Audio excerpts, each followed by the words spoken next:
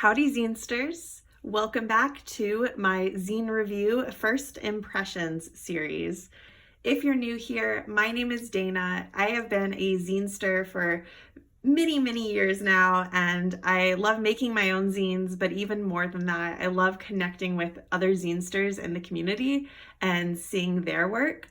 So I leave my P.O. box open, and when y'all send me stuff, I like opening it here on the channel and giving like a first impressions review of what the zine is. Let's dive in and see what these zines are all about.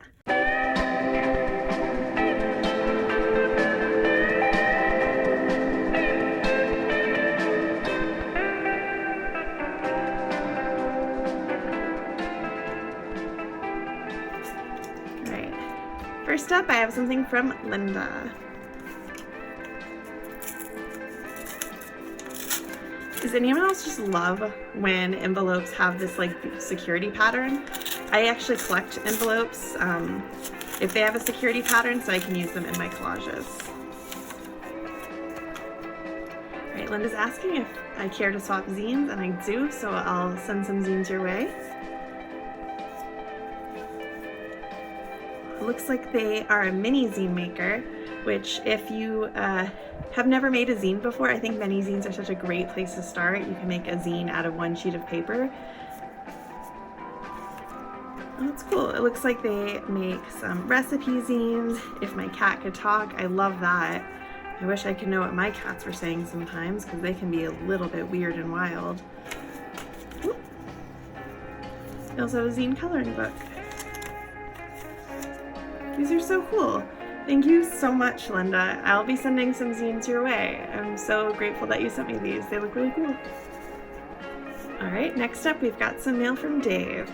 If you've seen my last episode, you know that Dave is a fantastic stamp maker, and I can all but guarantee that he carved this Swamp Thing stamp on the front.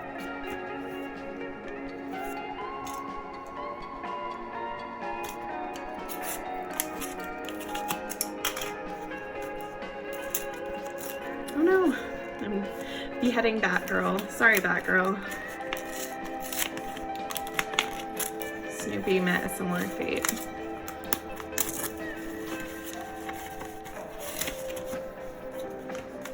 I'll read this letter off camera, but it's on Vincent Price stationery, so I can tell no matter what, I'm gonna like it. So Dave has a new series called 13 Facts, where, as the name suggests, he shares 13 facts about a variety of topics, and it looks like he sent me 4 of those minis. I am especially drawn to these two. I am a big fan of classic movie monsters, so this one about the creature from the Black Lagoon and this one about Wolfman are gonna shoot right to the top of my reading list. Thanks so much for sending me these, Dave. I'll be dropping my newest zines in the mail to you soon.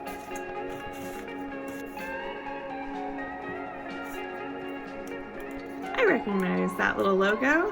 That is from Pocket Thoughts. Let's open up this envelope.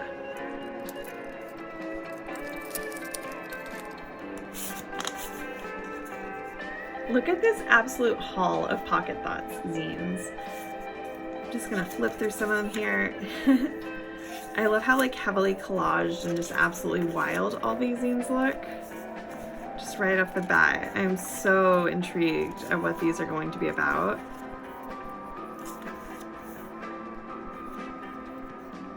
I do know that once a year, Ryan from Pocket Thoughts compiles the work of mini zinesters into his annual edition, and it looks like that's what this is here. Maybe next year I'll submit some stuff to the Pocket Thoughts annual. But for now, I'm so eager and excited to dig into these. Thank you so much, Ryan. And everyone check out Pocket Thoughts Etsy if you want to get your own copies of these zines.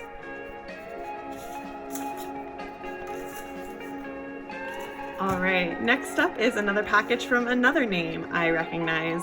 Mayra runs the Long Arm Stapler podcast, which is one of my favorite podcasts. It's all about zines. They interview zinesters from all over the world. So if you're a podcast person, definitely check that out.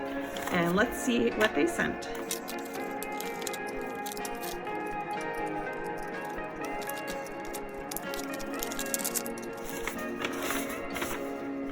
So they sent me a little card. I'll read that off camera, but it is full of stickers. The Snoopy! I cannot even. I love Snoopy so much, and so Snoopy making a mini zine is like, hi. I'm just obsessed. This is the best thing ever. Look at this incredible haul of half-size zines. They sent me their Growing Up Queer in the Suburbs comp zine, 2 issues of Could Have Been Wild, Could Have Been Free, and Current Mood Sad, which is where they illustrate their live journal entries. And as a former live journal daily writer, daily journaler, I am so excited to dive into this. Could Have Been Wild, Could Have Been Free. It looks like it is a writing or a poetry zine using stamps, which just for the effort of having to stamp everything out one letter at a time alone is already such an accomplishment. Extremely excited to check these out as well. And of course the comp zine. I really need to submit my work to more comp zines. I submitted work to 2 this summer, so seeing all these amazing comp zines come through my P.O. box, it makes me really want to submit my work to more of them. It's such a great way to make Zinester friends and to discover new to you Zinesters. Well, I keep saying it, but I am so excited to give these a read. Thank you so much for sending them to me. Next up, I've got something from Billy, super prolific zinester and the curator of the Behind the Zines comp.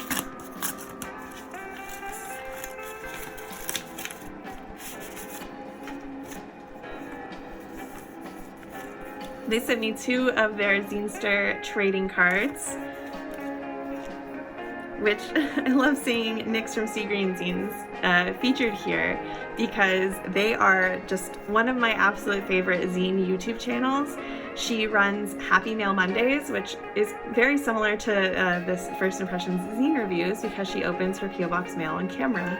And it may or may not be where I got the idea for this series. So always excited to see Nyx getting the praise that she deserves. And then also a Zinester trading card of Chris Landry from Kiss Off Zine, which is a zine I've never read before, so I'm gonna have to check that out. Also, and here's a letter, I'm gonna read that off camera, and a sticker that I think this has all come full circle because this was art from one of the covers of Behind the Zines, and I'm all but certain that it was drawn by Dave, who the aforementioned stamp maker and the creator of the 13 Facts zines. So this is a very like full circle zine reviews first impressions where everyone in the zine community somehow knows about each other. Last but certainly not least are some zines from Nicole. Or I'm assuming they're zines, who knows? There's no way to tell what's going to be in one of these envelopes till I open it. So, not only did Nicole send me a letter, but she also sent me a self-addressed stamped envelope so I can send her a zine back. That's kind of like an old trick from old school zine days where if you send a already stamped, already addressed envelope with your zine in for trades, you're almost all but guaranteed to get a zine back in the mail, unless someone's like a real jerk, or maybe they're just forgetful, I don't know, but I'll definitely be sending a zine your way, and let's see what's in this envelope.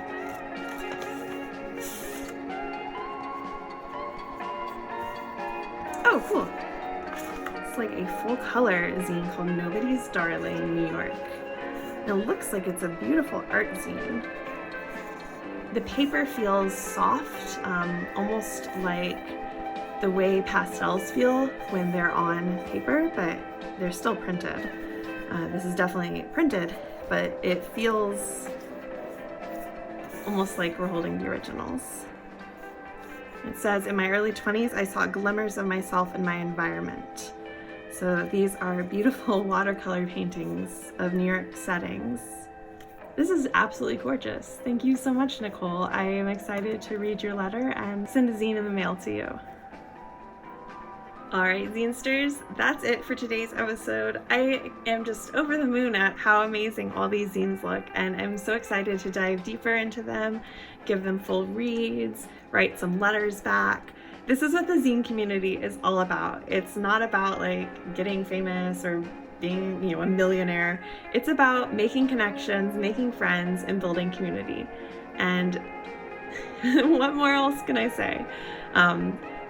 Hopefully this is episode 2 of First Impressions Zine Reviews. Hopefully down the line I'll get less rambly, but for now I think I've rambled enough. So y'all have a absolutely wonderful day, and I'll see you next time. Bye.